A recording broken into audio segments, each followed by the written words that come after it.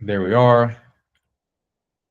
Let me let's check the news first. This week, if you missed what I said earlier, this week is a short week. It's a pretty choppy week. Normally, the week going into Thanksgiving is pretty volatile when you're looking at the market, meaning that it can be whipsawing. Like tomorrow, it could be up, Tuesday down, Wednesday up, and then Thursday, the market is closed for Thanksgiving. And then Friday, the market closes early at 1 p.m. Eastern Standard. So pretty wild week volume wise. I think that a lot of the big traders are going to sit to the side. I think that they've already started to make their move. So we can see whichever way the market goes. Just be careful, especially for my option traders. All right, let's share my screen. Which monitor am I on? Bingo. All right.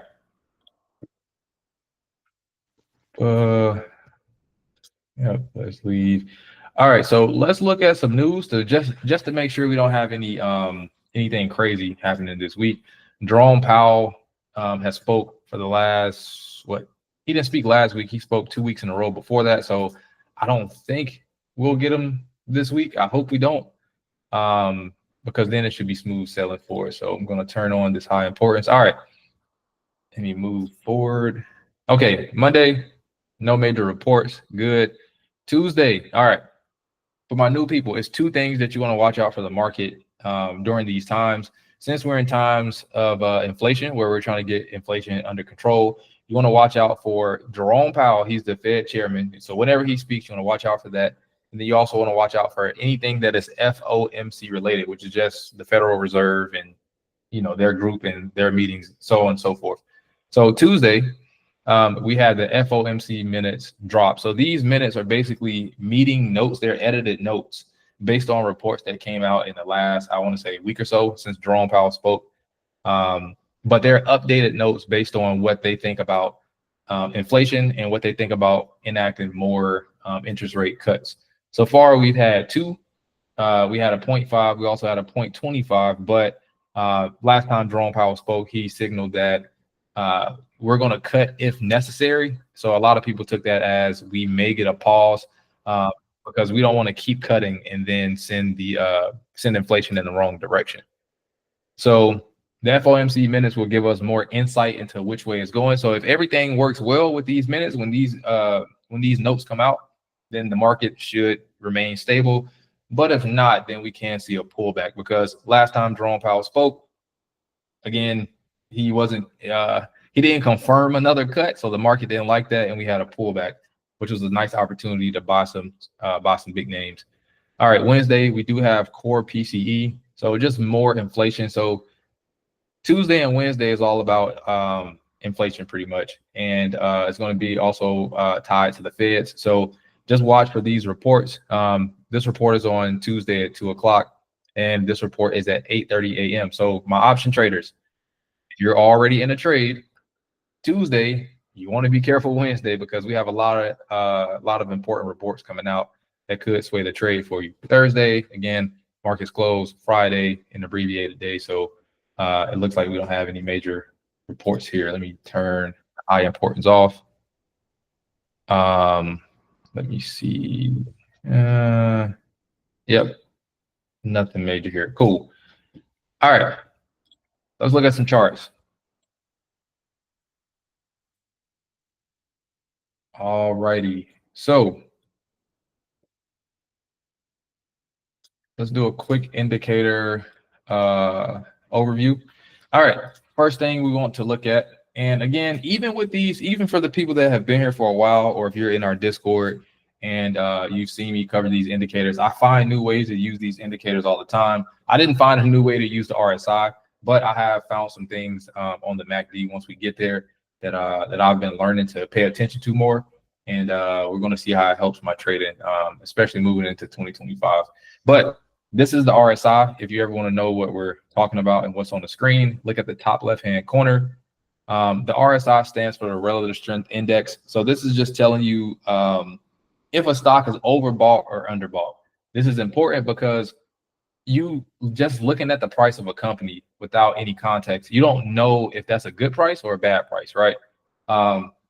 So the RSI is good for letting you know that the stock is either overbought or underbought. So what you want is a stock that is in the middle or underbought. Those are the best stocks to buy, in my opinion. You do not want to buy a stock, excuse me, you do not want to buy a stock that is overbought. The reason why you don't want to buy a stock that is overbought is because if it's already overbought, eventually the stock is going to cool off. And once it cools off, it's going to pull back.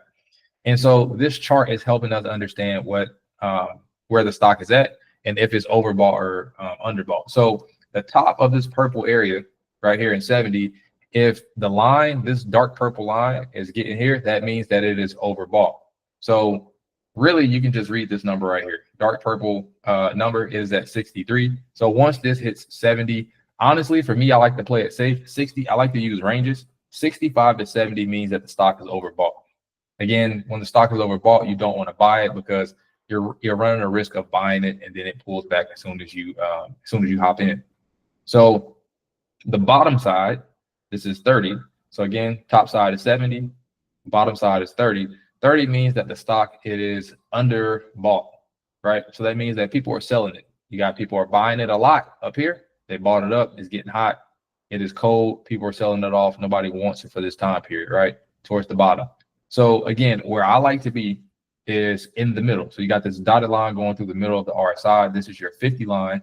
I like 45 to 55, but I also like the direction of this line to be pointing up. This line is pointing up now.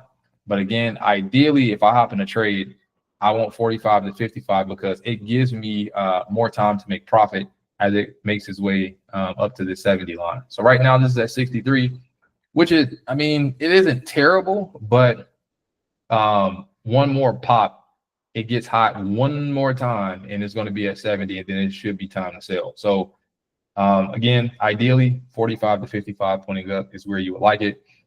You can also grab some 30s or below.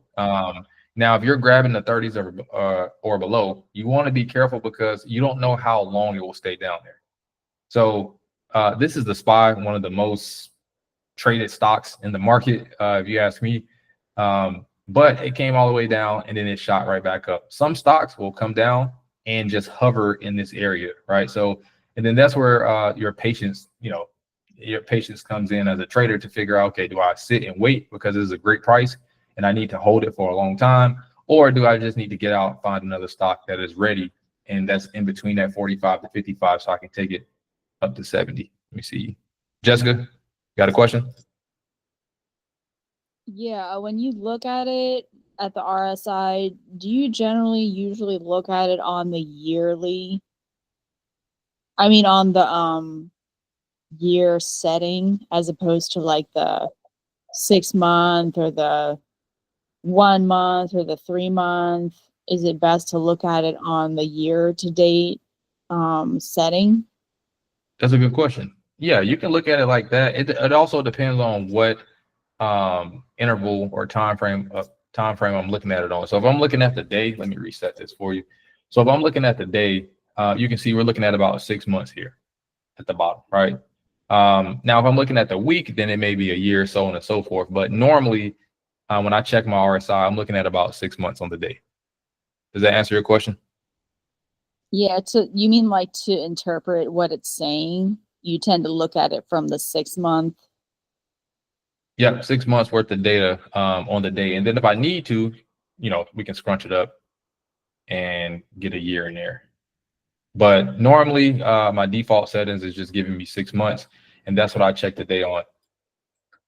Again, if I'm looking at a larger time frame, like let's say we go to the week. If we go to the week, then you see we go to the week. This goes all the way back to 2022.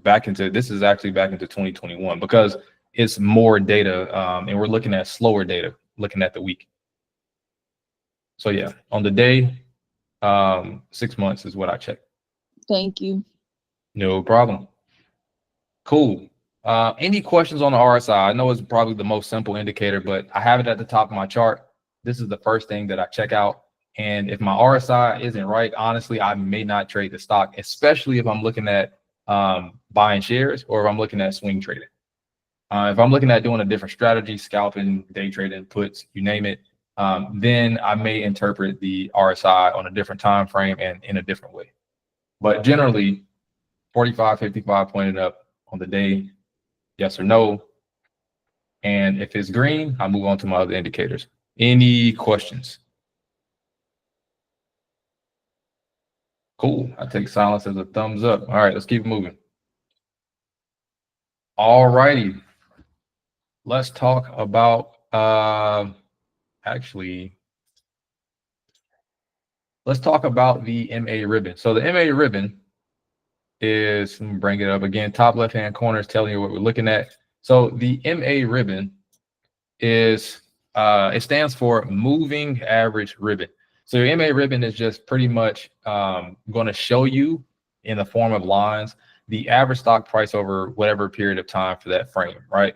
So if, again, we're on the daily chart. So if I set this at 20, this is the 20-day, 50-day, 100-day, 200-day. So the reason why this is important is because you want to make sure your averages are going up, right? If the averages are going up, that's telling you that overall the stock is trending up and it's probably going to keep trending up. Now, if your averages start to cross, that's when you need to be careful. So you want your averages to stack in this fashion from least to greatest in chronological order, 20, 50, 100, and 200. And you can change the color, of your lines if you want to. But I like to have mine in colors, in levels of intensity. So I got yellow, orange, burnt orange, and red. And I've been using it like that for years. So I kind of knew it by heart. But when we look at these 4 lines, the only thing you really need to pay attention to is the gold line, which is the yellow line, which is my 20-day moving average. Your 20-day moving average is pretty much your driving line, and it's going to be the closest to the actual stock price, right? So anytime you have these 4 lines, again, stacked on top of each other in that same order, which we have here, we got 20, 50, 100, and 200, there's a high chance that it's going to bounce. Anytime you come into contact with that 20 line, you're going to get a bounce. And that bounce is a nice place to enter your trade. So if we zoom in, we can see once we finally got untangled here, we got the 20, 50, 100, and 200 on top of each other. We started to come down on some red candles. We tapped the 20. Again, nice place for an entry would have been here. We could have took it up here. And then again, we came back down. This time we actually broke the 20. But once we broke the 20, guess what? We landed right back on support that we created here. And we'll talk about support and resistance in a second.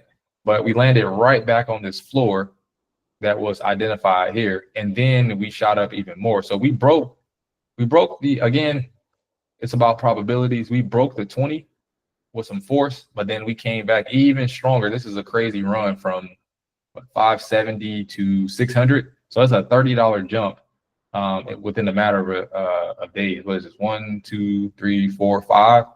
$30 pop in 1 week after it pulled back below that 20. So it popped up to 600. It had to cool off a little bit. And once it cooled off, guess what? It sat right back on top of that 20. And then just like I said, it came right off that 20, bouncing off. This is a nice place for the entry, bounced off, and now is going back up to test this resistance for us. So we got support, a bounce off support here, broke through resistance, tap this resistance, and now you can see we're making a bull flag. And a bull flag is a really simple pattern. It is just a strong move up, a pullback, and another strong move back out to that upside. So this week, it looks like we're setting to test 600 one more time. And this time when we test 600, we have a little bit of fire up under us this time. So we ran out of juice right here. We ran out of juice right here. We had a strong move up, but we ran out of some rocket fuel, came back, took a rest, and now, again, ready to pop to the upside. So this is going to be an interesting week. Jessica, you got a question? Yeah, I have a question. It's not exactly related to like what you're talking about, but like if I have a question. So like if I set a trade and it's like a bracket order and then it's like set to sell, say for example, or the stop price is like, say it's like $20 above the price that I paid. Would I make more money if I set a stop price and then the stock sold at $20 more, and then I reinvested all of that money in more stocks? Or would I make more money if I just hung on to if say the stock was continuing to go up? Mhm.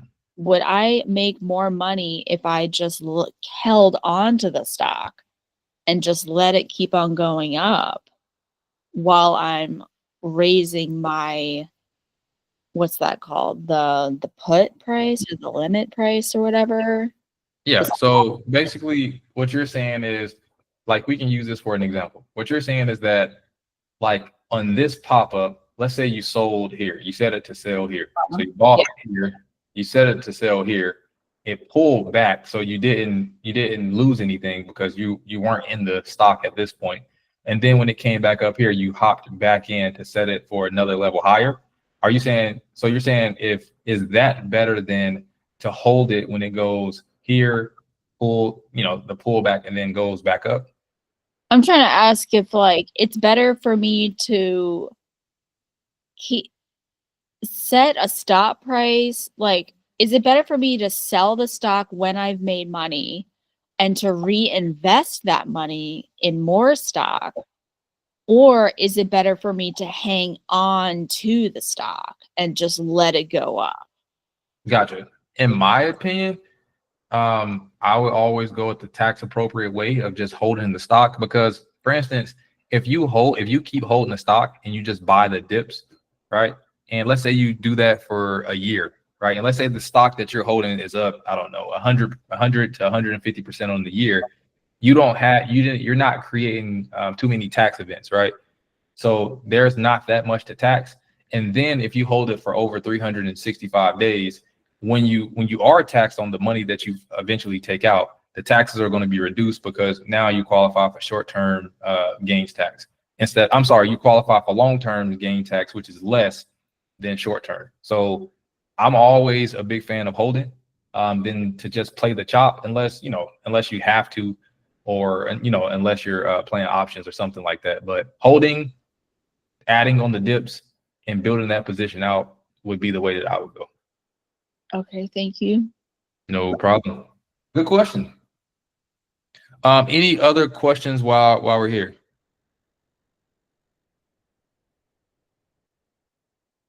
All righty. Cool. All right. So again, moving averages. If you can't look at 4, for my newer people, if 4 is just too much, you can just take these 2 off, and you can just start with 2, 20 and 50. You start a 20-day and 50-day moving average. You can see how easy these are to read. Excuse these blue lines because I haven't explained them. Matter of fact, let me take this BRVP off. It can be intimidating sometimes. I'll explain that in a second too. But yeah, you can use these 2 moving averages, the 20 and the 50. When I first started trading, that's what I was using. It was a little slow at first because I didn't know what to expect. But I think that especially if you're using the 20 and the 50 for swing trades, you should be good. And the rules for the 20 and the 50 is the same thing. If that 20 goes below that 50, that means that you may need to go ahead and take profit or just get out of the stock. And then if that 20 curves back around and it crosses up above that 50, that could be a good sign to go ahead and enter the stock and go long, right? So again, you can see that it happened a few times, but the last few years, the last 2 years, the market has been going crazy. So we have long stretches of where the 20 is just above the 50. So when the 20 is above the 50, that's a good sign to just go ahead, buy, and hold. But yeah, so if you want to make it simple, 2 moving averages, at least 2, 20 and the 50 works. If you want slower moving averages, if the 20 and 50 is too fast, you can go with the 50 and the 200. But yeah, so these are the moving averages that I like to use. The next thing, support and resistance. So these blue lines are not just placed just because. When you're trading, or even when you're about to invest, you need to know how high the stock can go or how low the stock can go for a certain time period. So right now we're looking at the day, but you could be looking at a week chart, 3-month chart, 6-month chart, year chart. And you still need to be able to identify those different zones to where the stock will go up to, stagnate, and then pull back or move higher. So these lines are drawn the same way. The only thing you need is 3 or more touches to place your line. So I'm going to delete these, and we're just going to walk up a few lines. And I know a lot of people in the Discord ask me about entries, like they need help with entries. Drawing your support and resistance the right way can make or break your entry process, right? So let me take this one out too. All right. When I'm looking to set up a spot to enter, before I figure out where to enter the trade, I need to know how high or how low the stock can go, right? So what I'll start doing is finding my areas to where the stock goes up and then it turns around multiple times, right? So if we look from this side, we can see that this is what back in April, stock is surging, everything is good. We're cruising, making money, and then boom, we hit 560, and then we tank hard. Like that's a pretty bad tank. So 560 took us all the way down to 508 for a sharp pullback, and then okay, let's see what happens when we pull back up. We gain some more momentum, more money in the market. People are buying the stock up. Boom, guess what? Same price that we rejected at before, we ran into again. And then we hit it more right here. We can count this at about 2 times. This, we hit this way more than 3 times. The rule is 3 times and you can place the line, right? So this one is about 1 or 2. This is, I mean, it just sat there for what, almost 2 weeks, and then it gave up again. So this is a place where you can go ahead and you can place your line, right? This is going to tell you, okay, these are my boundaries. It went up, hit this line, came down, hit my support, came down, and then this time it broke through.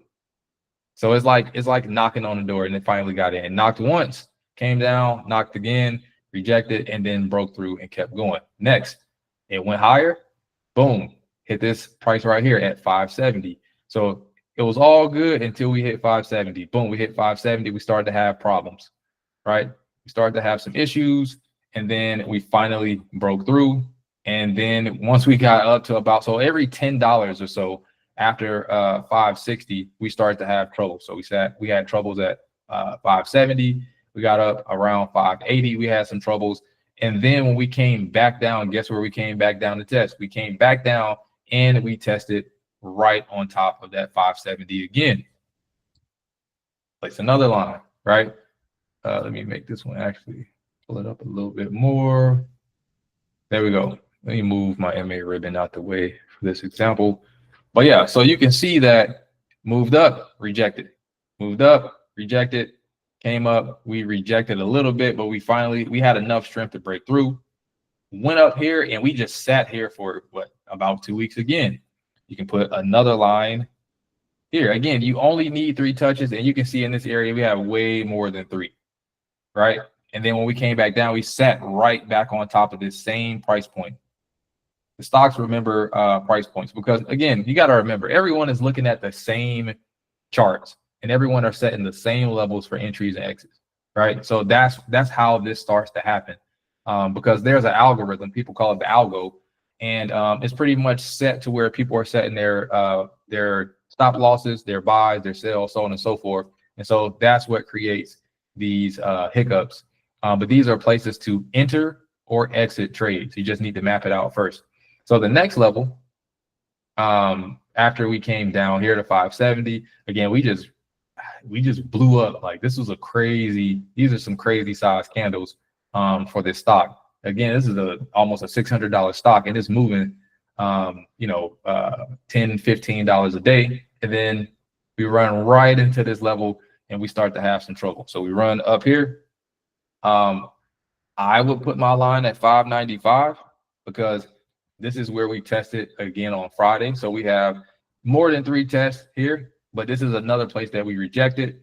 If you want to, you can put one here at about 585, and then it came back up and tested that line again. So once you set your chart up like this, now you know, okay, if someone came to you and said, okay, the stock you're looking at is at 595. What's the next point that it's going to? Okay, cool. Well, if it's at 595, I know we're around all-time highs. I see that we rejected on the top side at about 600. So the point to beat where I think the stock is going, the stock should be going to around 600, right? Because we just went up to 600, we rejected down, and then we came up to test that 595 resistance, and then we just cooled off for a second. Also, for my pattern people, this is a bull flag. Again, strong move up, a pullback, and a pop back to the other side. So now that we have this set up, if you're wondering, okay, how do I trade this? So if you're swing trading, you can say, all right, I need to get in here and get out there. So normally what you want to do, and this is just on the daily, sometimes you can move it lower to the 4 hour, 1 hour, so on and so forth. But ideally you want to buy on support. So you want to buy on the floor. Support is the floor, resistance is the ceiling. You want to buy on the floor and sell on the ceiling. So buy low, sell high. So for instance, back here, you don't want to buy at 560, right? If you would have gotten this stock at 500 and ran it all the way up to 560, you're not buying more at 560 because whatever goes up has to come down. So once it pulls back, okay, it pulled back, you could dollar cost average. And again, for my newer people, dollar cost average is just buying down the steps. So you're just buying in pieces. If your goal is to get, I don't know, 10 shares, you're just buying one share at a time as it falls down to the different levels of support. And you can see we could put a line right here too. You can see how the stock just reacted at this price point. But let me move that out the way. But that's how you want to trade these. So for your entries, you want to have confirmation candles. So if you're going to buy on the floor, for instance, let's use this example. Let me zoom in. We can get really close. All right. So if you want to play something like this, right? The stock was here at 580. It pulled back, boom, it fell to the ground. Where do you buy, right? Do you just start buying as soon as it touches the ground? No, because on this is a really strong red candle. You don't know what that next candle is going to be, right? If that next candle is an even longer candle, you're just losing money because you bought here. Always wait for confirmation. That is one of the safest things you can do in the market, is wait for confirmation. And the more candles you add to your confirmation, the safer you will be. So if we look here, we can see, okay, this is red. So it fell to the floor, but you're waiting for confirmation that it's going to change its behavior and go in the opposite direction. So you got this green candle right here that said, hey, on this day, we bounced off of the floor around 570. At some point, we're at 576. But we closed around 573, 574. So green day, cool. The next thing you want is your confirmation candle. Your confirmation candle is going to be confirmation that is actually moving in the right direction. The worst thing that can happen is that you see this red, you see all of this red first. You see a green candle, and then you hop in on the next candle, and then it drops again in this red. For instance, look here. You got red, green, red. And then back here, you got 4 reds in a row. These green candles could have got you, because if you would have used this one and then used this one, but they're still both on the same line. So this is not really confirming anything. They're pretty much opening and closing within the same price. But this candle right here is, again, opening and closing pretty much in the same price, not telling you too much. And then we just dropped. So on this one, you want confirmation. And normally, honestly, you want the stock. Another tip is that you want the stock to break this high of the day before. So let's say the high on this candle was 574. You want this candle. This is not the candle you're going to trade, but you want this candle to be at some point above. You want it to break that level for you, right? So this candle is just telling you that, hey, the behavior is changing. We're going from being down to being up. Okay, cool. I'm going to wait. This candle is okay. This is go time, but I need to make sure that as this candle is moving up, because green candles build from the bottom. That means it starts the day here, end of the day up there, normally, depending on how you have your candle set. But for this example, that's how we're going to go with it. So again, building from the bottom up to show that the price actually went up. You get in above this, because if this green candle was to go up and it rejected at the same price that it rejected on this day, you could be trapped. They call that a bull trap. to where it kind of fakes you out. You jump in, it goes up, and then it goes back down, and now you're losing money. But this one just, again, this one took off. At that level, this would have been a nice entry here to get confirmation above that candle, and then you could have just took this rod all the way up. It even blew past this resistance. It went straight past that that price point, and then you can see again it just kept going. It just kept running up. Again, crazy movement for a stock of this size, but that's how you want to trade your support and resistance. Again, get confirmation. Confirmation candles will save your life, I promise you, because a lot of people are so ready to trade that they hop in on the first green day. Okay, it's been red for 3 days in a row. On the 4th day, it was green. So on the 5th day, it must be red. Nope. I mean, on the 5th day, it must be green. That is no guarantee. It happened in this example, but there's no guarantee that this is going to happen every time. So again, wait for confirmation, and wait for confirmation to break the high of the candle before you before it changed behaviors when you're playing the floor. So this is how I like to set my entries for my swing trade, is that I'll just let it fall, let the knife hit the ground, don't pick it up. And then once you start to see that recovery happen, you get a break, you go ahead and hop in, take it up to the next level of resistance. Again, it just blew past this, but next level of resistance, and then you take your profit. So buy the floor, sell on the ceiling. Any questions? Jessica, oh, Ross, why are bond yields going up even though Fed cut the rates? It's because it's a whole bunch of other factors, Ross, that pushes the bond yields aside from the Fed's cutting rates.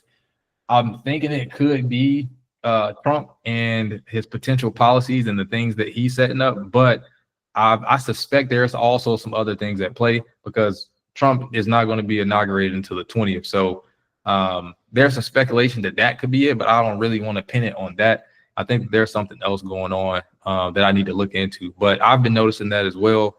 I thought that when the Feds cut rates that everything would normalize, but that hasn't been the case yet. So I'll have to look at that. But great question. Next question: how did you get the candles to be so fat? Jessica, are you saying like how did I zoom in, or why are my candles all connected?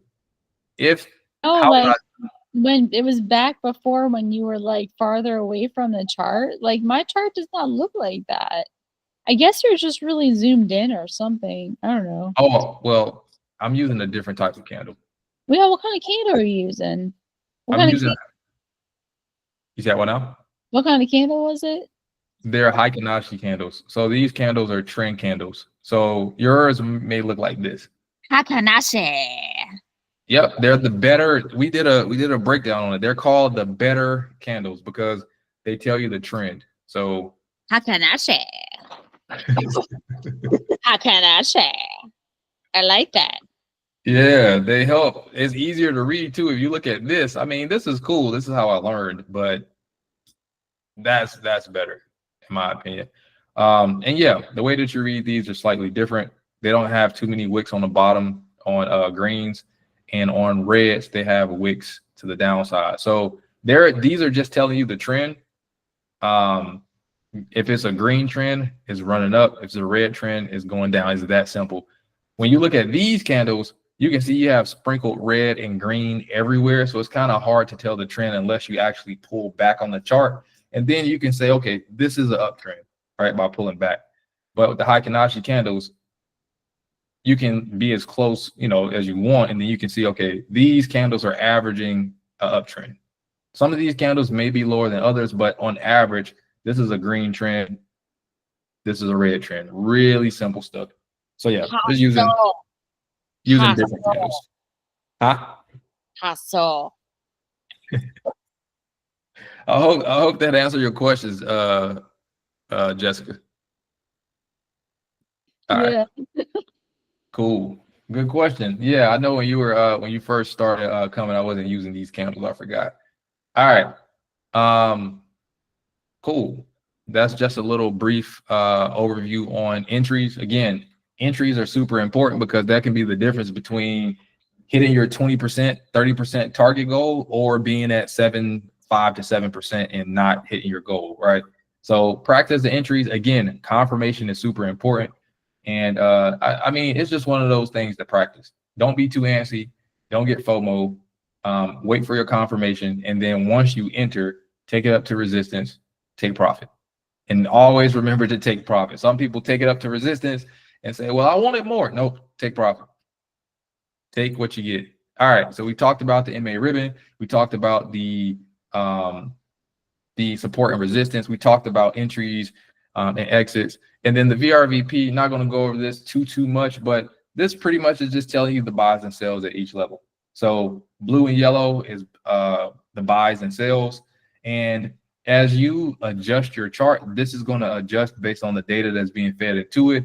And these ledges, these nodes, these bars that stick out the most are going to be the bars that are the hardest to break. The ones that are pulled back are the easiest ones to pass through. And again, just remember that the more blue on it, the more buys, the more yellow, the more sells. And if it's hard for an eye test, only thing you have to do is click here, go to your data window, hover over the node, and in this box right here where it says VRVP, which is your visible range volume profile, you hover over the node and it's going to give you a reading. Up is buy volume, down is sell volume. So if you want to know, okay, at 580, how many buys or sells are we looking at? You hover over the node. You can see in that bottom right-hand corner, we got 47 up with 71 down. So at this level, there's more sales than buys. We got 71 million sales with 47 million buys. Extremely easy tool, but it is very malleable. And the more you shift your trading strategy around, I think that this could definitely help you. It helped me even on like day trades on lower time frames. So pretty cool tool. All right, let's keep it moving. The MACD. All right, MACD stands for moving average convergence divergence. Really simple stuff. This is just a chart that tells you the buying pressure and selling pressure. You need to know what type of pressure is being applied to the stock to indicate which direction is going in. Again, in the stock market, it doesn't matter, especially once you get into options. If you are right about which way the stock is going, you make money. If you're right about the stock going up, you're going to make money. If you're right about the stock going down, you're going to make money. Yeah, you can make money both ways. Now, the easiest way to read this is that you want this red line. No, you don't want the red line. It depends on your strategy. Let me walk that back. Whichever line is on top, that's going to be the type of pressure that's being applied. So whichever one is on top. So right now we have red, right? This red or orange or whatever color you see it as. This color, this red, is on top. So that means that the selling pressure is being applied to the stock. And we can also check this chart, this histogram, to double confirm. So that's what it's here for. If it's red, that means that selling pressure is being applied. If it's green, that means that the buying pressure is being applied. So you can even match this histogram up to the lines and see that when blue is on top, buying pressure is being applied. Buying pressure is green on the chart. When red is on top, we got red down here. So red is on top, green, blue is on top. To make it easier, if you wanted to, you can just change the color of your lines if you wanted to, but I keep mine the same because this is how I learned. But again, it's important to know what's being applied to the stock. So if red is being applied, that means that it should be selling off or should be just coming from a sell-off at some point. So if we look up, we see that it was red. You can look up and see, yep, we had a few days of red right here. And now we're turning green. We can see that this buying pressure, the blue line, is starting to curve up. And at some point this week, we're probably going to get a MACD crossover to where they change position. So instead of this histogram being red, the next block is going to be, the next few blocks should be green once we get this crossover. So this is good for figuring out which way the stock is going to trend and what type of pressure is being applied to the stock. Again, everything is about figuring out which way the stock is going. Is it going up? Is it going down? Any questions?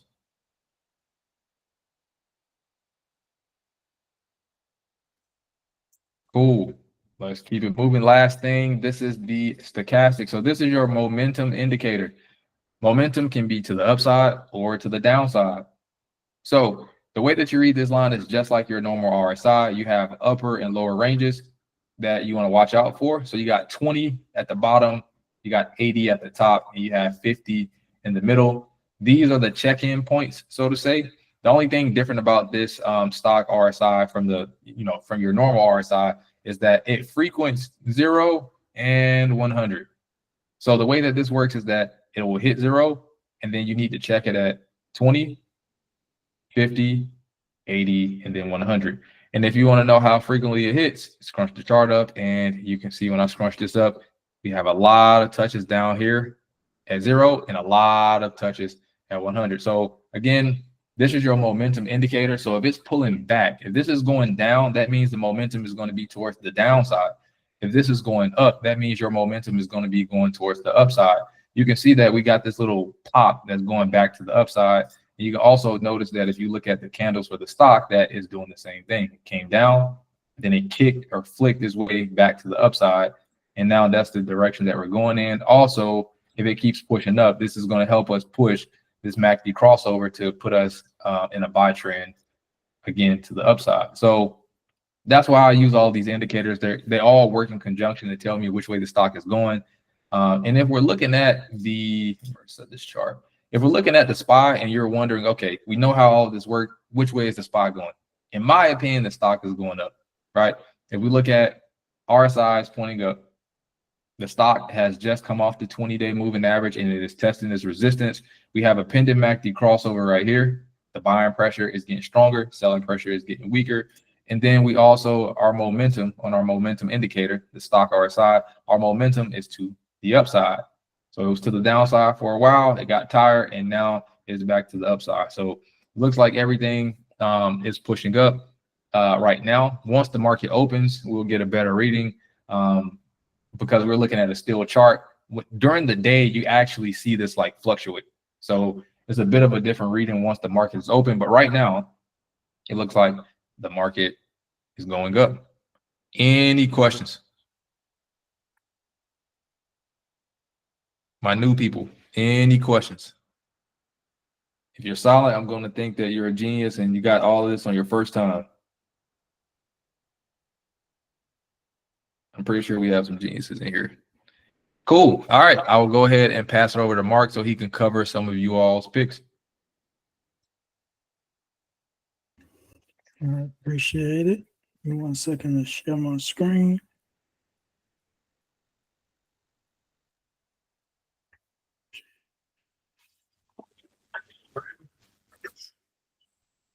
All right, so the first one I see is Geo. So let's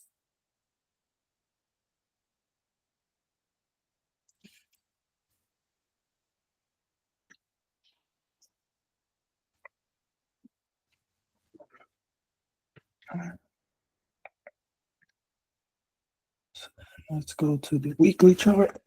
Start off. All right, here we go. So we have Geo currently price is $27.46.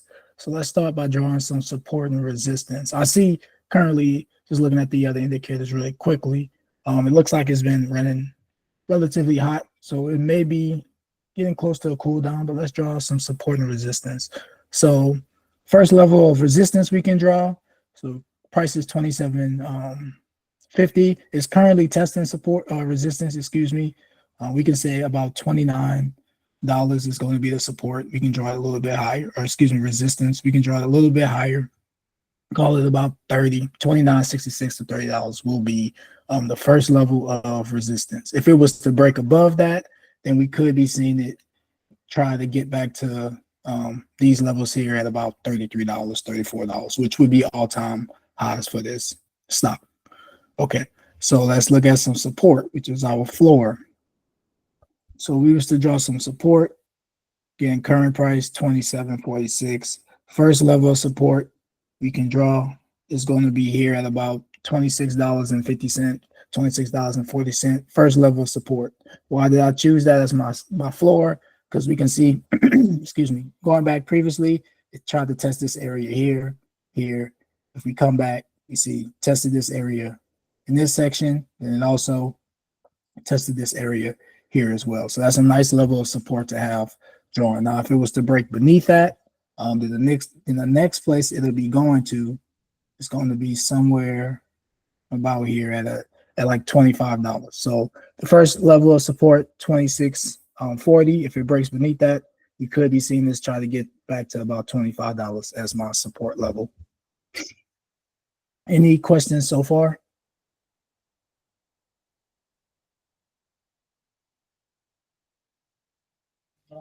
Perfect. Check the chat. Okay. All right. So looking at the other indicators, like the RSI level that Ladarius mentioned earlier. So it looks like this stock is in that overbought range, right? So we can see it's sitting at about 80. So it's basically overbought. It needs some time to cool down eventually. We may have missed the the boat on this one. You might want to wait for another entry. You may want to wait for this RSI level to cool down. Can it stay above that level? It can, but we know that all stocks always has to go back down. That cool down has to happen. So I would just be a little bit careful on trying to jump into a play just because of where that RSI level is at. And then even if we look at the stochastic RSI, it's sitting at 100, and we're about to have that crossover to where the blue line is going to cross underneath that orange line or red line. And as that we know, anytime the stochastic is at 100, it needs to start to come back down. It's going to try to come back down to zero. It may take some time, and it may test some other areas like this 50 range and then this 20 range before it hits zero, but eventually it's going to come and try to cool down. So just be a little bit careful trying to get into a play. If you're in the play, just be on the lookout. You may want to start to be ready to shave profits. But if you're looking to get into this play and ride it up, I would probably wait for a better entry point, to be honest with you, just looking at it. But let's check out the daily to see what can happen. All right. So looking at the daily, RSI level 81. That's really high on the RSI. Stochastic is also high. It's at 87. It looks like it needs to cool down. We're really close to a MACD crossover to the downside as well. So once we have that blue line start to point downwards, it could be crossing over our red or orange line, whichever way you're seeing this color. But it may cross underneath there, and then that'll cause the stock to decrease in value. So it's currently at almost $30. I'm thinking 30 is going to be the ceiling. We'll probably see some type of rejection happen. Now, I'm not saying it's going to come all the way back down to 17, right? But if we have that rejection, the first place is going to come and try to test is this $26.50 range, 26.47. You want to just look at it there and see what happens. At that point, when it gets there, just look at these indicators again to see if this is a good spot for you to get in. If it's not, just wait, because if it breaks beneath it, the next spot to take a look at it at is going to be at about $25. Now, we might see the stock test this level and try to reject it, but then just looking at these indicators, it looks like it may still try to pull back and come back at least back down to that 25 range. So that's really would be my entry level or my spot to start to look at this stock again is at about $25. When I see it get to $25, that's when I'll be intrigued to go ahead and reanalyze this stock and say, okay, is it setting up to start to increase from there? But it is running hot. I know from the elections, it's been going a little bit crazy. Any questions?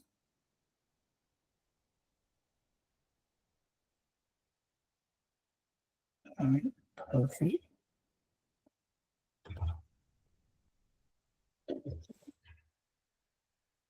Window. Start with the weekly. All right. So looking at Endo, current price $3.13. It has, looking at the stochastic, it's pointing downwards. It's trying to get back to that zero range. It's almost at zero. It's at 25 on the stochastic RSI. The RSI level is sitting in between that sweet spot. I would still just be a little bit careful on getting into a trade just yet, because I see that we also, with that pair this stochastic pointing downwards, we're really close to a MACD crossover to the downside. So we could be seeing this decrease a little bit more. Now, if it was to go down, it's probably going to try to come and test at about this area, at about $2.57, $2.50 will probably be the area where it's going to come and try to test. And then from there, I'm looking for a rejection on the price. We do have a cluster of moving averages that is currently testing. So this could be the bottom, but I would just wait for a rejection at this point before I get in. Because if you don't wait, you could be losing a little bit of money, and you could find a better setup with this stock. So just be on the lookout, because we are testing these moving averages. So that is our first level of support. Excuse me. The next level is going to be this $2.50 range. And then from either one of those, I'm looking for a rejection. Now, if we was to reject, he said it was a typo. It was INOD. INOD. Okay. I appreciate it. Yeah, he just said it in the chat. All right. Cool. There we go. Sorry about that. All right. So INOD. Let's draw out these resistance and supports. So first, current price, $43.10. We can say that this is going to be the first level of resistance. Where is that? We can draw it up a little bit higher at this first wick, and we can say about $50 or $49.50 is going to be our first level of resistance, right? So if we was to see an increase, we could be seeing it try to get back to about $49.50 before it starts to reject. Looking at the indicators, like the RSI level, it's really hot. You can see it's at 86. That stochastic is at 100 as well. So this would also be just you might have missed the boat, or just be prepared to go ahead and start to shave profits if you're already into the trade. If you're not and you're looking for an entry point, I would just be waiting for a pullback to happen, a cool down to happen. Let's draw some support. So that's going to be our resistance. Support, we can say the first level of support, I'll draw it at the very bottom of this candle that we have here. So at about $33 is going to be the first level of support that I would say this stock can get to. So this is a wide range, and that's just because if we go back, we can see there's not enough information for us to say where the next level of support. And I don't want to draw it all the way back down to 20, because that it may not be realistic. Anytime you see a spike like this and you're hitting new all-time high levels and you're trying to find new support resistance, you can always, one rule of thumb that I like to tell people is just treat it with $5 or $10 increments. So, or $5 to $10 increments. So the current price is $43. So my next level of support for me, if I was drawing it, would be $33. So it's pretty close to 33. So this is where I would be like, okay, this is the next level it could potentially get to before it breaks beneath it. So that's the trading range that I would have for this one. Looking at the indicators, I wouldn't necessarily tell you to go ahead and get in right now, just because of how high that RSI level and that stochastic RSI level is at. Let's check out the daily. And I'm thinking it's going to be the same thing like the RIT that we looked at, the GEO. Yeah. So RSI level is pretty high. Stochastic is low. I would just be a little bit careful, just because I'm thinking we need to have that cool down happen. And if that cool down happens, we'll be coming back to for this week. If it's pulling back, the first level we're going to come and test is probably about the 40 range. So that's going to be the first level we'll come and test. And after that, if we break beneath that, then we could be seeing this get to about 34. I would just be a little bit careful because of the how high that RSI level is at. We do have the stochastic is sitting at about 26, but we know we're getting really close to that 50. So we could see a rejection from there and for it to continue to trend downwards. So I would just be looking for a better entry point at this point.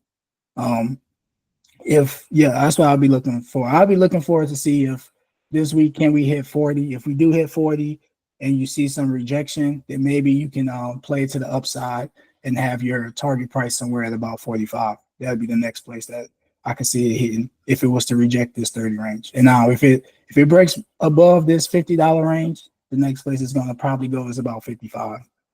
$5 increments on the all-time highs. But I would just be a little bit careful. It is bullish. It does have a lot of bullish indicators as far as the how the moving averages are setting up.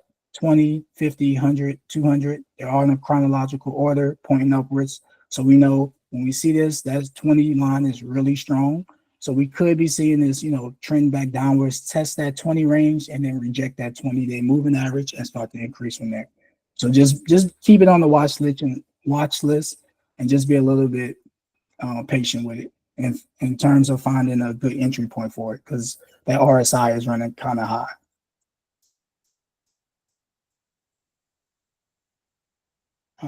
Any questions?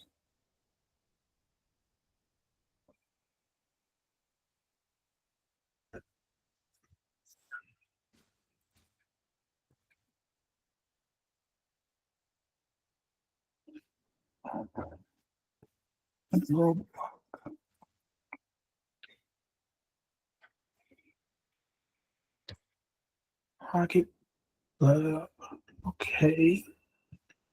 Weekly chart.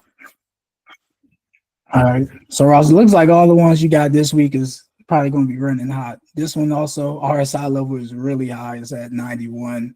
And the stochastic is at 100 as well. I would still be a little bit careful. If you're in these plays, definitely start to look for spots to go ahead and shave profit at least. You don't got to get out completely, but definitely take some profits off of this if you're already in these plays. Let's draw some support. So current resistance level, we can say the current price is going to be the first resistance. After that, we could be seeing it try to get back to this $23 or $24 range. If it breaks above that $5 increments, we can call it 30 will be the next place they'll try to get to from that point. Now, if it's rejecting this level, I will also just try to treat it with $5 increments. We could be seeing it get back down to 15. But again, because it's such a drastic point, the next place that I would say maybe is probably going to come and try to test is going to be the $17.55 range, just because we previously had some type of activity there and we saw rejection. So that could be the next place we see it trend to if it was to go down. And if it breaks beneath that, then we could be seeing it get back to 15. Again, these indicators, the RSI and the stochastic, just shows me that this needs to cool down eventually, and you don't want to get caught in that cool down period. So if you are in this trade, go ahead and start to look to shade profits. If you start to see rejection on the resistance, this $21 resistance area, go ahead and take some profit. Just you don't got to take everything, just shave some profits and wait for a dip to happen so you can reinvest it. And that's on the weekly. If you check out the daily RSI level is pretty high. Stochastic shows it has a little bit more room to go up. We could see it happen. So that's why I say just, wait for it to reject before you start to shave profits. And then once it rejects, you can go ahead and shave profits and then just wait for that pullback to happen to reinvest it. Again, this one's set up chronological order as well. So if anything happens and this does decrease, wherever this 20-day moving average is at, that's probably is going to be where it's going to try to get to. Once wherever that 20-day is at that time where it's going to try to test it, that's probably where we're going to see that rejection happen and the bounce, that upwards momentum was to happen. Any questions?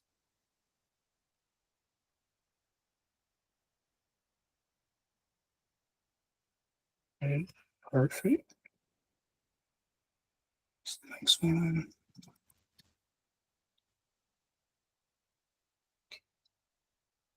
Okay. Start with the weekly.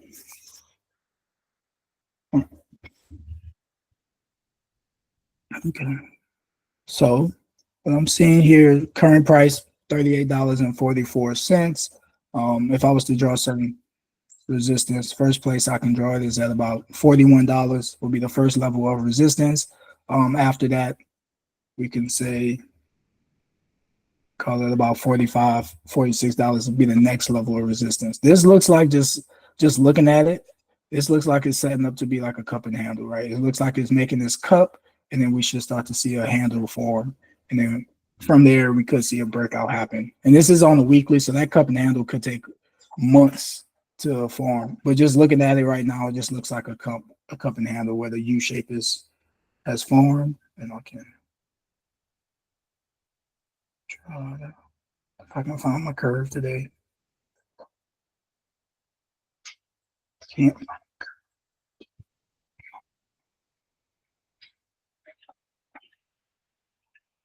So this U shape is forming, and then we'll see the handle. You can see that. Oops.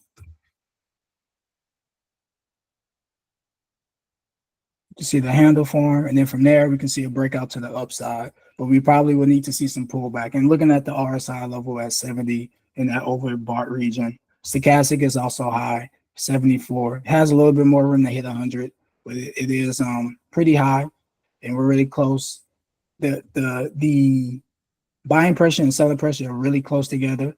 And once we start to see those green lines on the MACDs turn to the light green, then that means it's getting closer and closer to turning red. So just be a little bit careful with that. What I'll be waiting for is looking to see if we reject. If we reject this level at $40.50, 40 or $41, the next place that we could be seeing us get to for support, first place is going to be here at about 35.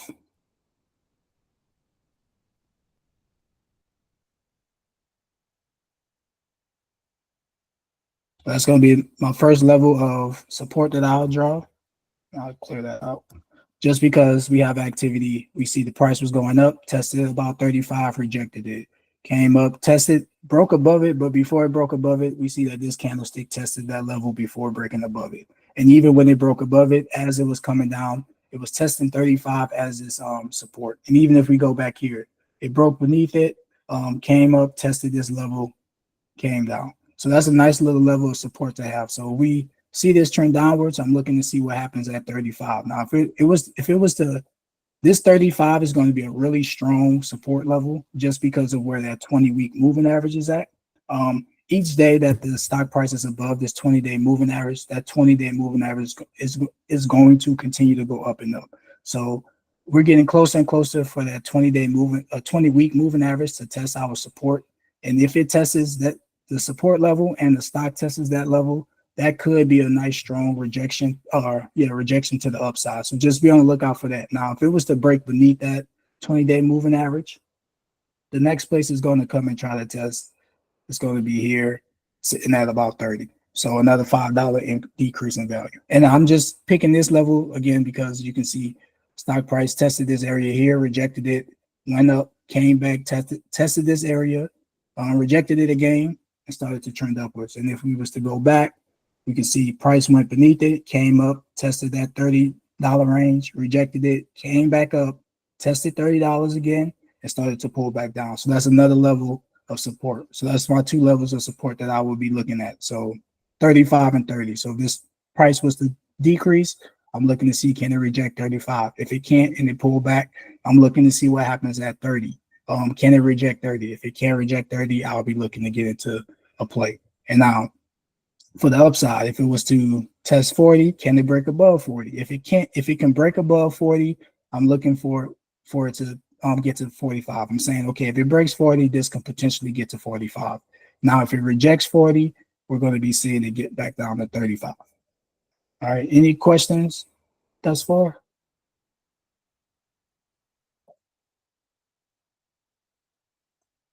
Perfect. And let's check out the daily. All right. So my daily. So for this week, just looking at this stock, it looks like this could have a little bit more room to go up. RSI level is in a nice spot. It's pointing upwards. It is outside of that sweet zone. It's really close to being overbought, and it's outside of the sweet zone, but it is pointing upwards. And we do have our stochastic RSI level. It's just past that 50 range, pointing upwards. So it's trying to get back to that overbought region. And then you pair that in with that MACD crossover that's a pendant to where the buying pressure is going to be above the selling pressure. We could be seeing this get to 45. So if this stock was to break above $40 and we can find a place where it's holding 40, then we'll probably be seeing this get to 45 this week. So that's what I think is probably going to happen with this one. That's how it's looking. Any questions?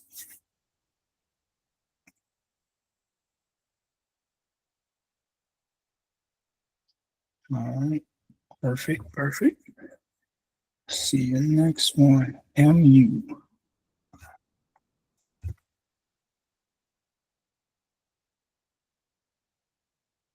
Micron. Okay.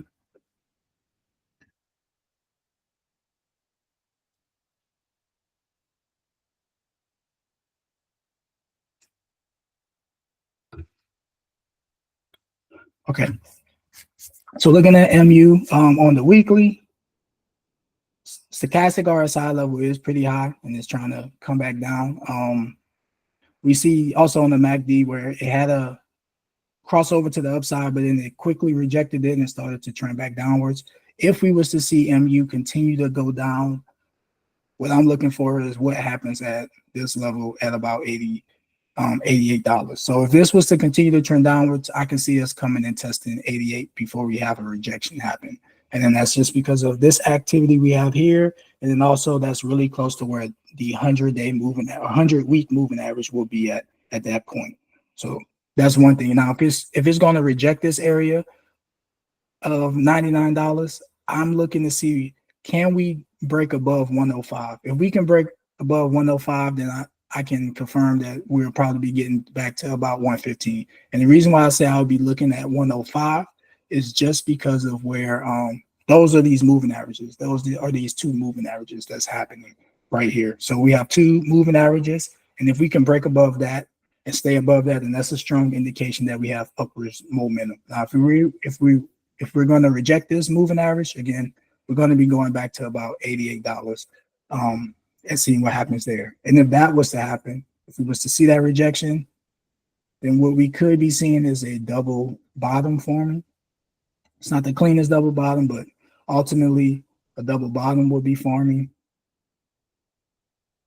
where the stock price will come down here and test this level. And then once it tests this level, we'll start to see it increase and try to get back to ultimately back to this 135 range. But before that happens again, it'll have to come back and test this 88 range. And we can look at the daily, we'll look at the daily to see exactly what's happening and see if we can see that decrease happen this week. Or if it's going to reject and just try to come back to this 115 range.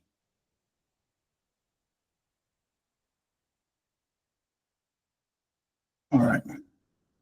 Yeah, so looking at the daily, all of our moving averages are really close to one another, right? We have the 20, 100, and 50-day moving average all together. And we see that the stock price is testing and trying to reject those levels. Now, looking at how the RSI level is pointing upwards inside the sweet spot, we do have that stochastic RSI level in the nice spot. It's pointing upwards. So it has room to get back to that 100 range. It just came back from zero and it's trying to come back upwards. If it can break past that 50 RSI level, that's going to probably get us to that 100. Pair that with this MACD, we're really close to a crossover to the upside to where the blue line is going to be above the red line. That could be enough momentum to get us to see an increase in value. Now that increase, what happened is by that time, if all of those indicators, or if the MACD has had that crossover, the stock price is going to be higher than these moving averages. And the place that is going to be coming to try to test after 105 would be the 200-day moving average, which is sitting here at about 110. So 110 will be the next place it'll break if it can break above 105. Looking at these indicators, I would be waiting for confirmation that the stock price can break above my moving averages. So once it breaks above my moving averages, I will feel more comfortable getting into the trade to 110 because the other indicators are setting up for a bullish trend, right?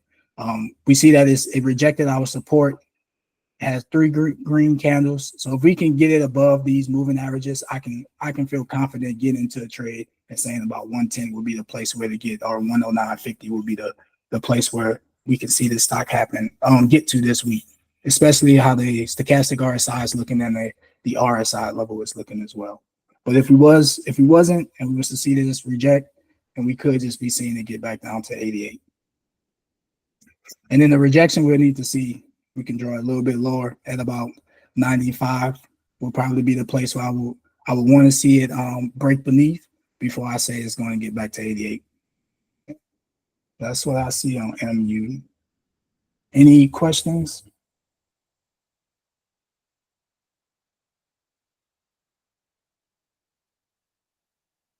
All right, perfect. So you have one more. Even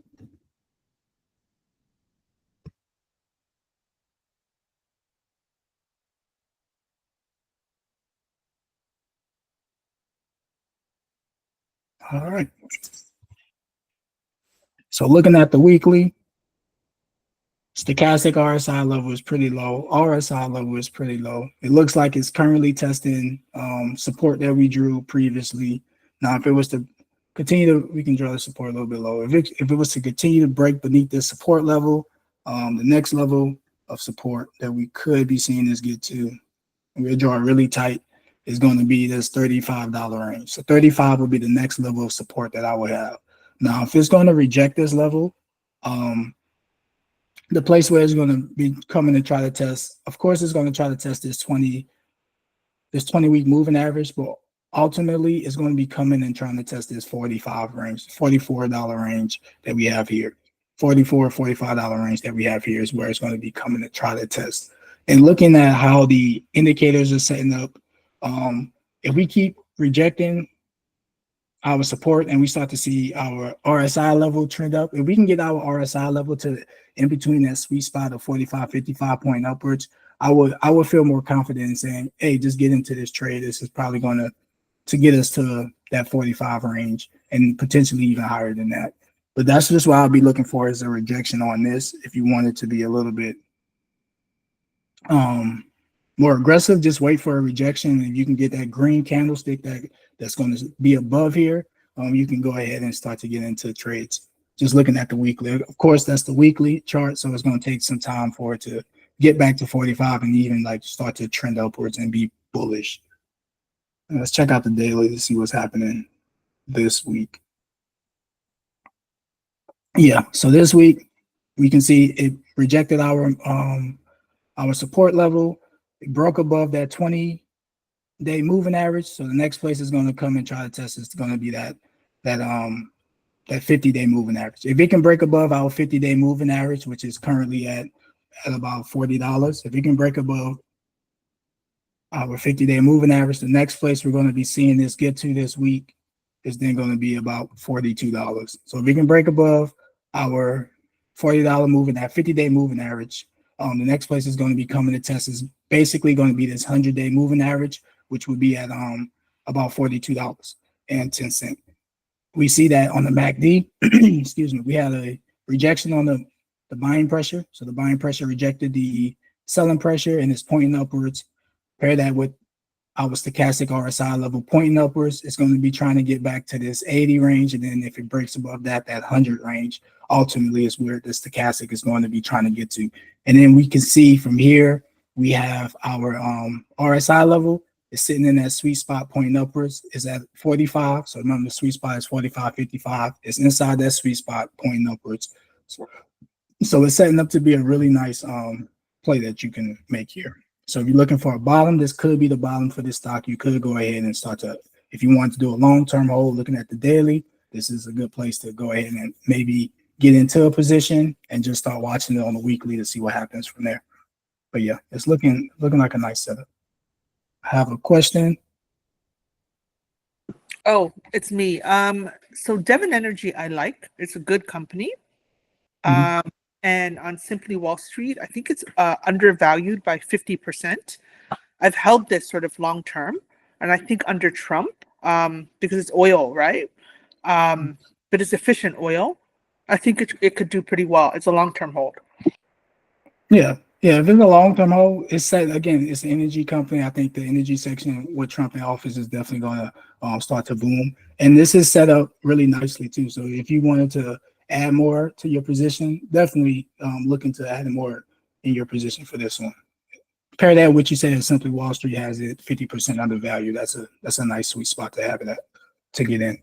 You get in at a good low price, and we can see if you go back in history, you can see that this stock made it almost to $80, if not hit $80. So from $40, that's almost 50% of your money or 100% of your money back on there. Return investment if you was to invest right now at $38. So this is a good opportunity for sure.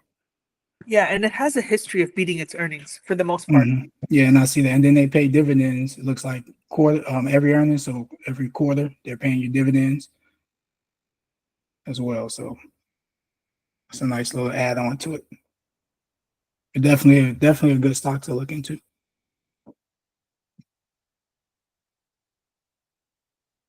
Any other questions?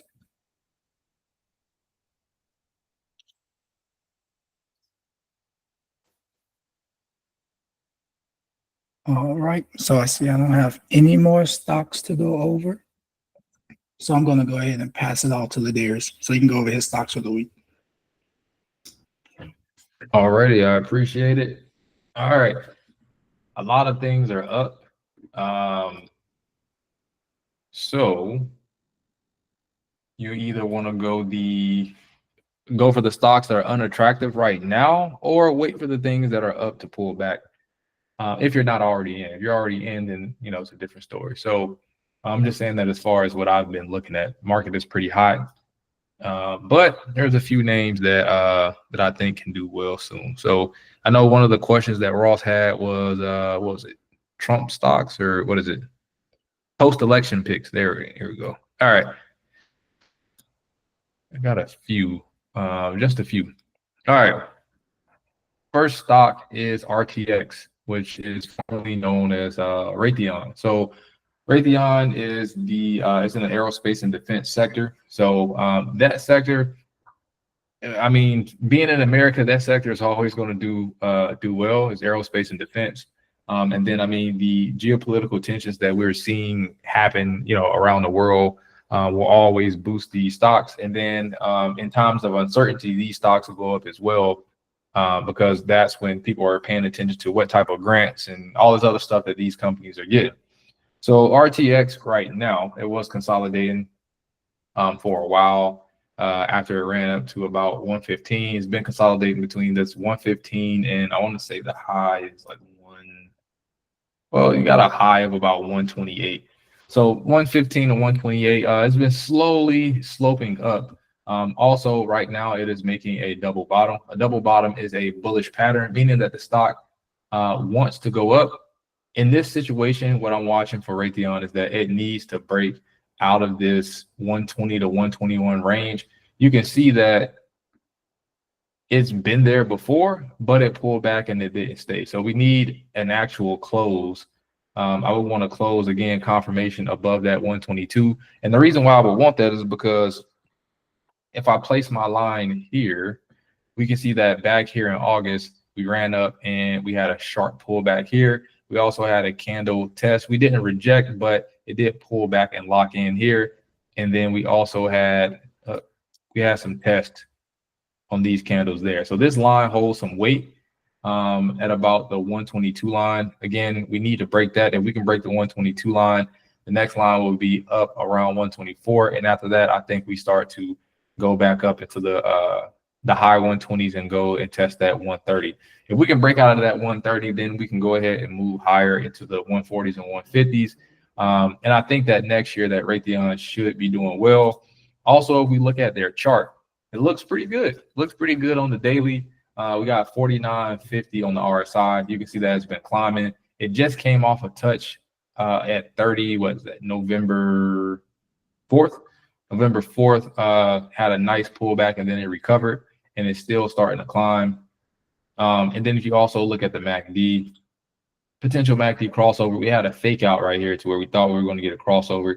It went up just a little bit, faked out, and now is actually building up the momentum, building up that steam on the MACD that we need. Also, we have enough space on the stochastics going up at about 59. So made a strong move up, pull back a little bit below 50 down to 40, and now it's moving back up. So I would keep an eye on RTX, again, formerly known as Raytheon, and it looks like they could be moving to test those highs again. I think these are all-time highs, I want to say. Yep.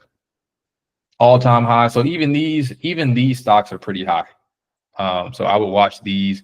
Again, aerospace and defense could be hot going into next year. So I will watch these along with you got RTX, you have Northrop, you also have Lockheed Martin for those that want aerospace and defense. Any questions on RTX? I've talked about this one a few times. Cool. All right. So OKLO is one that I've been paying attention to a lot. Also, I got this news article here that Trump picks Liberty Energy CEO and OKLO board member as the energy secretary. So, I mean, we can put two and two together, right? Trump picks this energy CEO and this person that's on the board for this company. And this company has been doing extremely well this year. It started the year, what is it, September? Where's January of this year? Back here. Yep. So it was around what, $6-7. Now it's $25. So it's doing really good. And it looks like it's been making a lot of tests around that $25 range. And I'm thinking that we can finally get a breakthrough. Right now we are above our 20-day moving average. The RSI is kind of high at about 60, but that MACD looks really nice. Again, you want that, you got the selling pressure and you want that buying pressure to take over that selling pressure. So we're on our way up. If we can close that out and get that MACD crossover, we are good to go. Also, once we get that crossover, one thing is we're sitting at resistance, so we could be breaking through this to move higher. Another thing is that our momentum indicator is telling us that, hey, if we want to go, we got enough rocket fuel to actually take it up to about 30, 35. This is at 44. And again, this goes all the way up to 100. We'll have a few stops in the way. I don't know if we're going to stop at 50, but I'm thinking that we should get a stop around 80, and then we could be going back up to 100. So again, if you want to read this to just get more details on this, here's the article. I'm putting the article, boom, articles in the chat for you.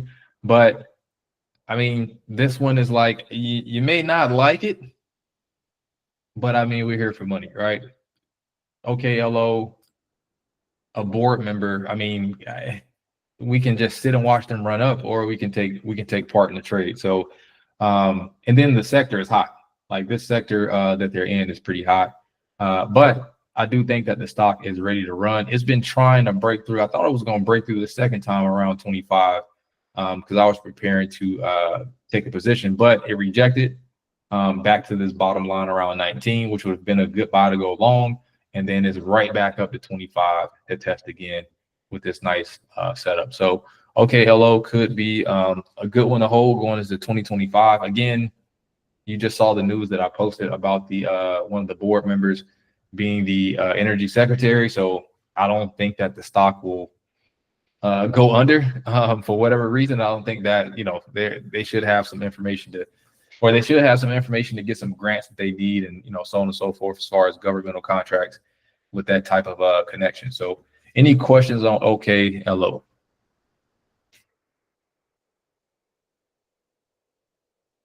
Perfect. All right, next one, BABA. So I've been telling people that I think the Chinese trade is going to be hot in 2025, and right now BABA is down. This is one that I would go long on. BABA is let me move this back to where, here we go. BABA is at 83, and we can actually look at these with normal candles. Take the Heikinashis off. And this is so hard to look at when you look at the Heikinashis, but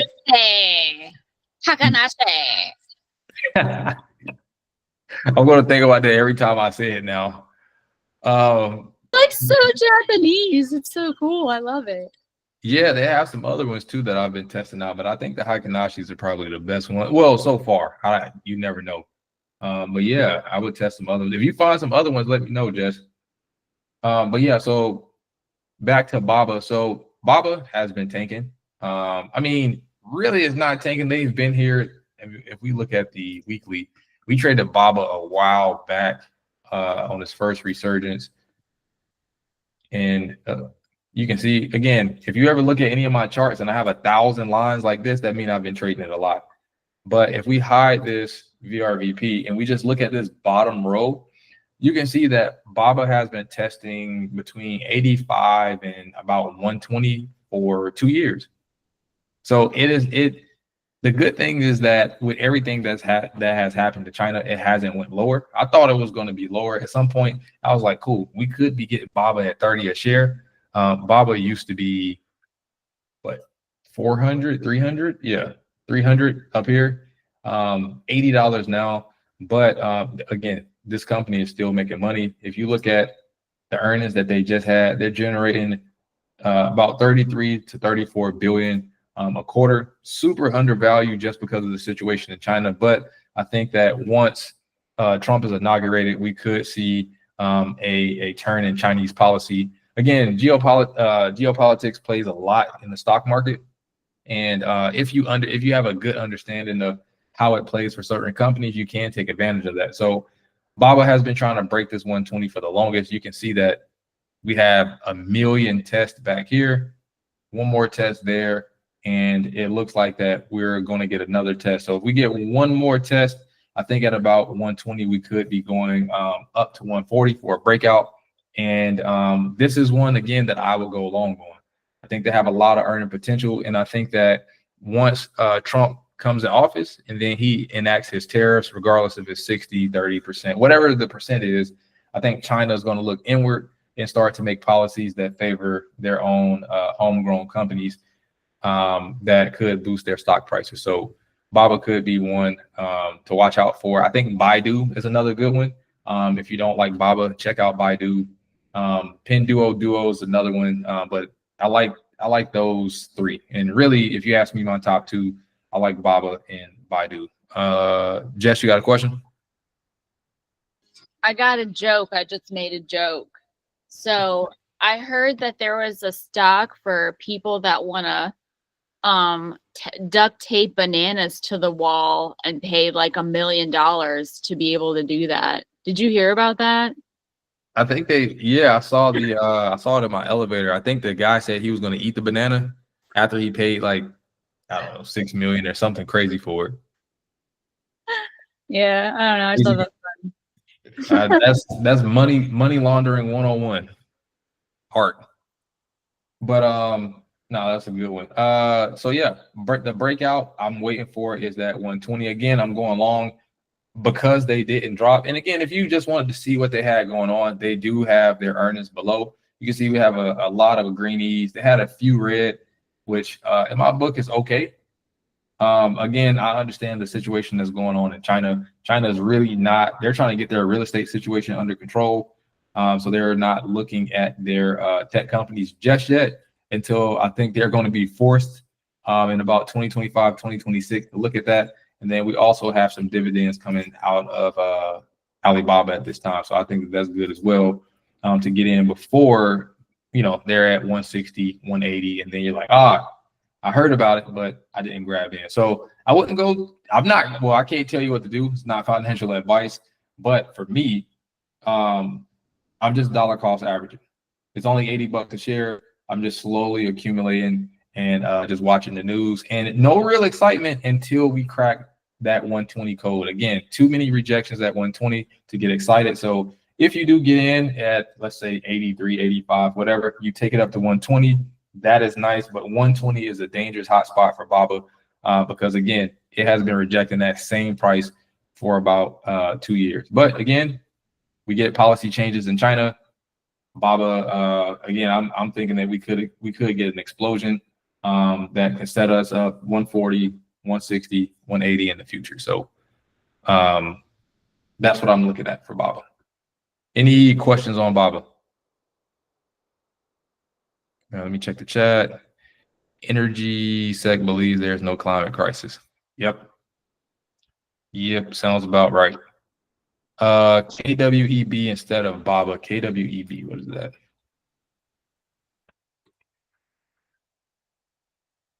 Is that,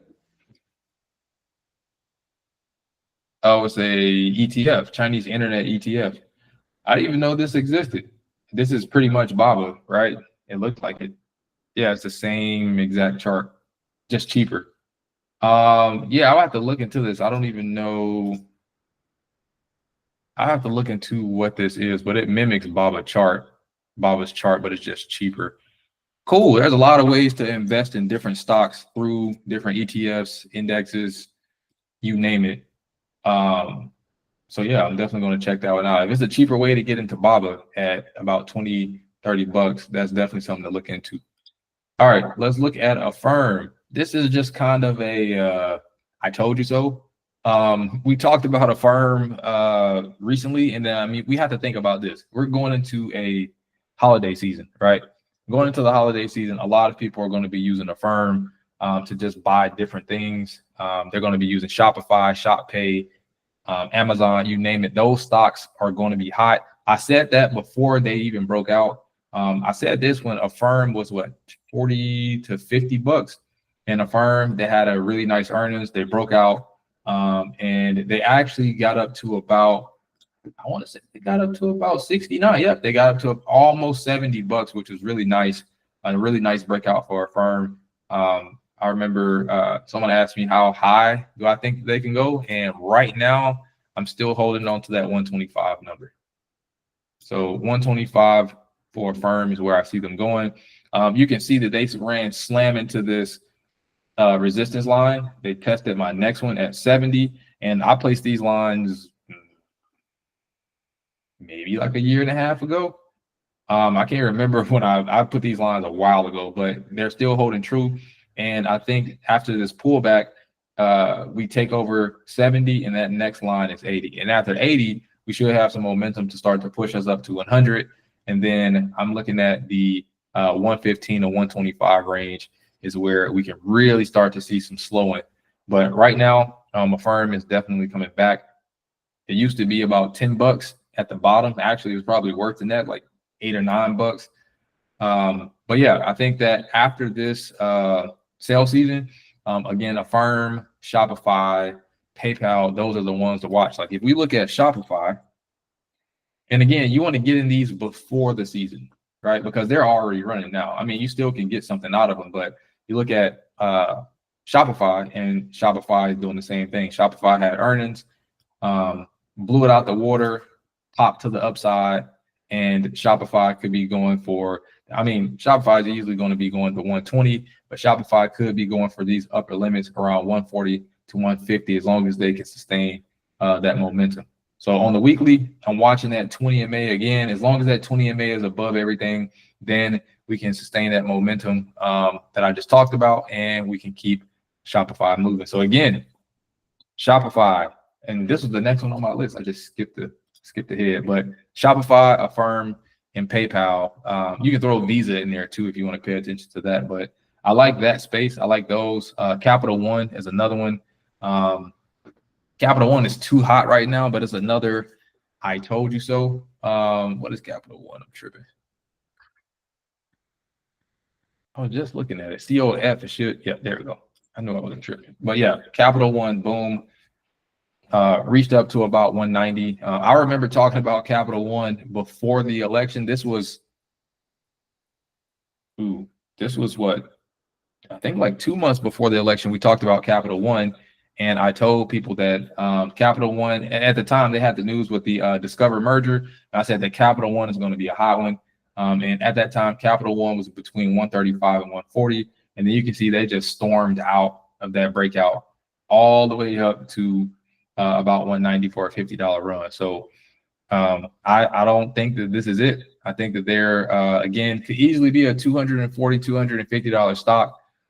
With the type of movement that they've been having, but a lot of people aren't paying attention to finances right now. People are still locked in on tech and AI, which is cool, but I think that going into 2025, we're going to have to find profits in some additional places as well, because those sectors are going to be overtraded, overbought. You know, they're going to be too hot, and people are going to start to find profits in other pockets.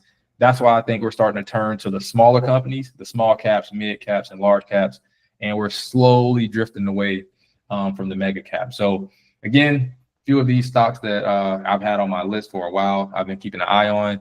And yeah, do I have any questions? What time are we at? Any questions? Any questions about anything at all? I have no question. Cool. All right. So I'm going to go ahead and pass it back over to Mark. We got, what, 10 minutes? Mark, you think you can do a pattern of the week? Jessica had a question for you, bro. Oh, Jess, go ahead. I was going to ask you, what do you think of margin trading when they give you like some money to play with on the account? Like, is that a safe thing to do, or is that a good thing to do, or like No. what? No. No, Never. never. No, I've tried it before. It didn't go well, and it's too risky. Like trading itself, like investing is safe, right? It depends on what you pick. Trading is a little bit more risky because it's a short. You're looking at shorter terms. If you're trading, just hopping in and hopping out, and then you slap margin on top of that, it gets crazy. So I'm not a big fan of margin. I think that because for the people that don't know, margin is just borrowing money to trade. If you don't have the money to trade, buy indexes. Take your time. You can do $50 a week, $100 a week, but I'm yeah, I'm not a big fan of margin at all. What do you think of margin, Mark? Yeah, same as Ladarius. I'm not going to trade it. I'm not going to mess with it.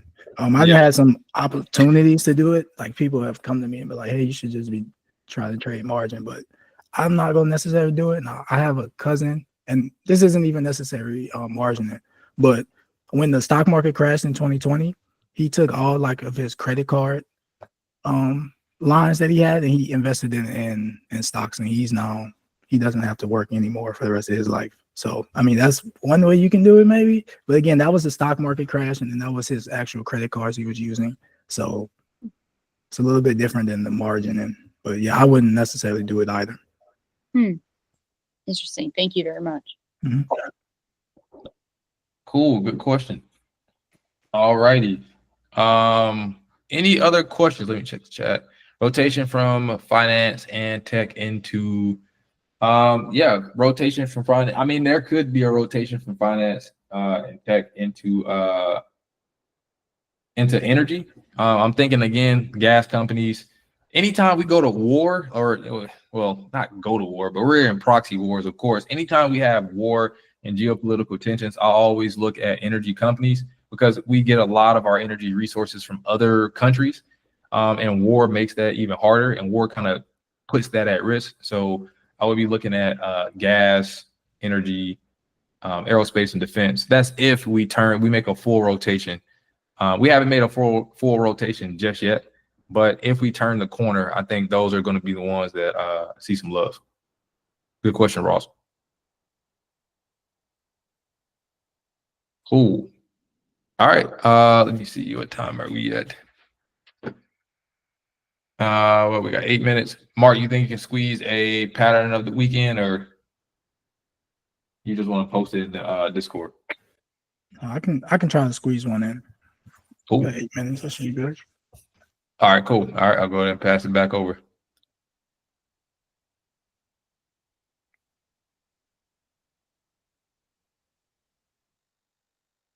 All right. I think I can get the double bottom in less than 8 minutes. So we'll talk about that one. We do have some fairly new viewers this week. So I think the double bottom pattern is one of those patterns that you're going to see a lot. And it's good to know how to trade it. And if you do see it, you will be able to trade it. So the double bottom pattern. So this pattern is basically used as a trend reversal. So it's going to let you know if you're new. Trend reversals, a bullish trend reversal just means that the stock price was once going down. It's about to start to go up in value. So you might see a stock that let's just say you're investing in a stock and you're seeing it going down. If you see this pattern forming, this is an indication to let you know you can stay in that trade, or if you're not in the trade and you're looking to get into a trade, it's a good indication to tell you, okay, you can get into this trade and you can potentially see it get to X amount of value. So it's good to let you know entry points, so when to get in, and also exit points. You can use that. It'll tell you like when to get out the trade as well. So the way that the double bottom forms is it creates a W shape. So you'll see that the stock price is going down in value. It tested a certain spot, and we call it the first bottom. So it tested the support level, rejected it, went up, tested the level here. And then this level is basically going to create a neckline. So it tested this area, rejected it, pulled back, and it came back to that support line. And it tested that support line the second time. And then from that second time, it rejected it once more, and it started to trend up. Once it breaks above this neckline area, so this little area that you see here, once it breaks above this neckline area, this is when you should get into the trade. You shouldn't get in too quick because it could be a different type of pattern that's forming that may be bearish and it may go down in value. So you want to wait until the stock price breaks above the neckline and it holds above the neckline. Once it breaks above the neckline, you can then get into trades, and you can have the target price to the very beginning. So basically where the stock price tested, where this pattern first began, is where you'll go ahead and use as your target price. So let's say that this stock started to go down at $40. Well, once it breaks this neckline area and you got into your trade, let's say this is at about $30. I'm just throwing out numbers. You got into the trade at $30. You know, once the stock price hits $40, get out the trade. That's the place where you need to get out. Yes, it can go higher, but you just know at $40 is where you need to get out at. It's always good, especially for new traders. It's always good to have a set target price. And once it hits that target price, don't worry about if it's going to continue to go up or down. Just go ahead and get out the trade and look for a new trade to get into. That's my one piece of advice I give to all traders. Don't get greedy. Have target prices, and once they hit those target prices, go ahead and get out and try to set up for another trade that you feel that is about to benefit you. So, any questions so far?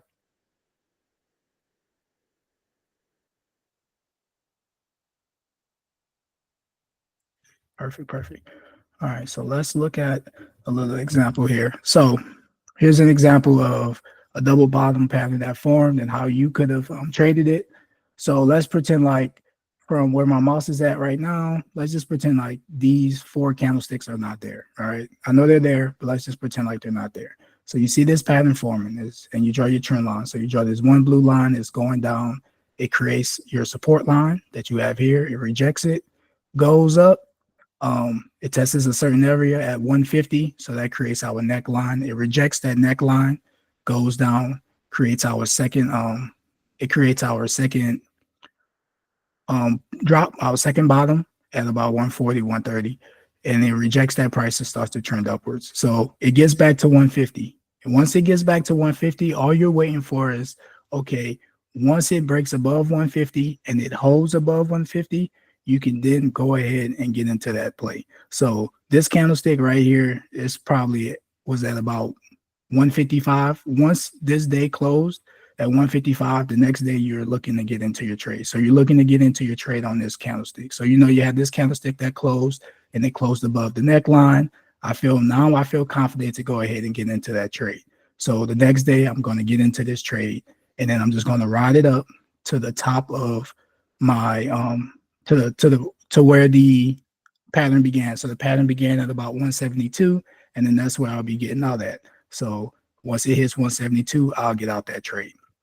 And then another piece of advice I give people when you're trading the double bottom, when it breaks the neckline, you want to look at your other indicators to make sure that is telling you that the stock price is going to go up in value. So in this picture, I don't have like the stochastic RSI level or the VRVP, but just looking at the RSI level, is it inside that sweet spot of 45, 55 pointing upwards?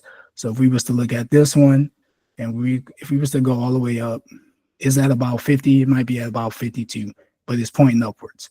And then the MACD, are we close to a crossover on the MACD happening to where the buying pressure, the blue or black line, in this case, the black line is above the red line and it's crossed over. So if we was to just bring our mouse down ever so slowly and precisely, we can see we're relatively close to a MACD crossover that happened. It probably crossed over, or if it hasn't crossed over, it was about to cross over. But it's probably then already crossed over. So it's just sitting at about right here. So those are the bullish indicators that I need to say, okay, this pattern is forming, which is bullish. And then my indicators, the RSI, MACD, stochastic, VRVPs, they are also showing me that the stock price is bullish. I can go ahead and get into this trade. So once it broke above 150, the next day you'll get into this trade, and then you'll just ride it up to 172. Now this is it's about a $20 increase in the price if you are about $17 increase in price if you're looking just buying shares. But if you was to do an option play, you could be making anywhere from 50 to 100%, maybe a little bit more than that on this play. So That's just my one piece of advice for the double bottom. Do I have any questions on the double bottom pattern? Check the chat.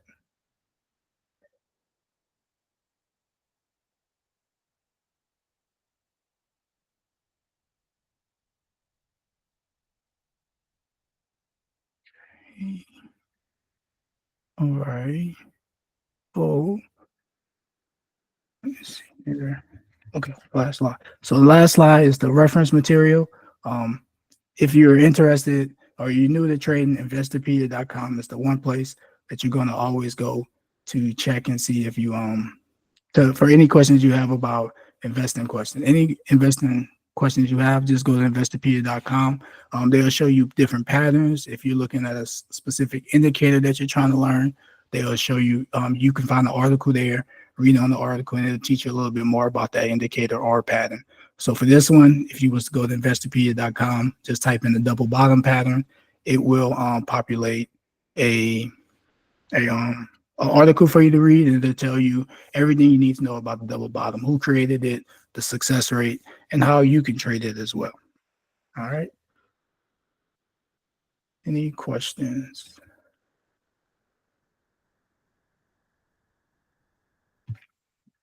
Okay, cool.